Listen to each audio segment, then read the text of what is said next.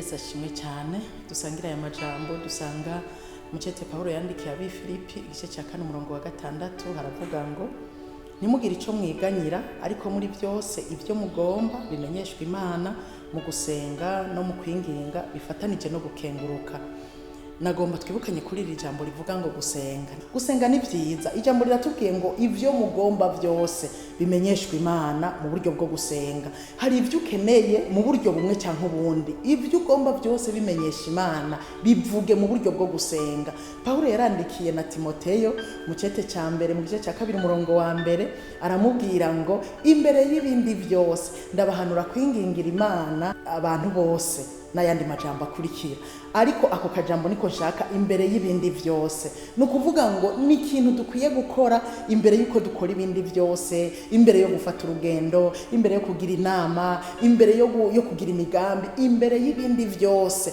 Aramuhanura kugira ngo baze bibuke basengera n'abandi. None gusenga wowe ubigejejehe? Gusenga birakenewe. Gusenga burya no kuganira n'Imana. Gusenga bituma tunagura imigenderanire yacu n'Imana. Gusenga ni byiza kuko ntuba unishima. Burya kudasenga bisigura kwishima. No kuvuga ngo Imana ntuyikeneye. Uko gusenga tuje imbere y'Imana tukayibwira ibiri ku mutima, aho kwiganyira tuje imbere y'Imana kuko ni jambo ryatubwiye ngo ntimukiganyire.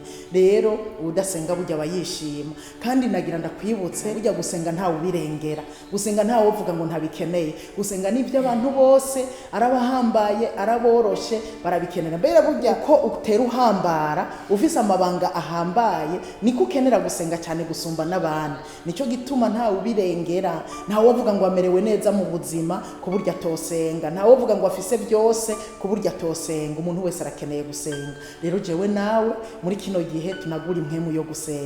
Mbega ubigejeje? Mbega muri no misi wari kurasenga gute? Hari igihe ushobora gusenga wisonzesheje cyangwa ugasenga utanisonzesheje. Urashobora gusenga uri mu bandi, ariko hariho nibihe biba bikenewe yuko wiyugarana mu cyumba uri wenyene. Paulo yarandikiye abanyefeso arababwira ngo musengere muri mpemu ibihe byose mu buryo bwose bwo gusenga no kwinginga, kandi ibyo mubibere maso mukobeje gose musengera abera bose. Urumva gusenga, urashobora gusenga mu buryo bwose wisonzesheje cyangwa utisonzesheje. Hari ubwoko bwinshi bw'amasengesho ushobora kugira.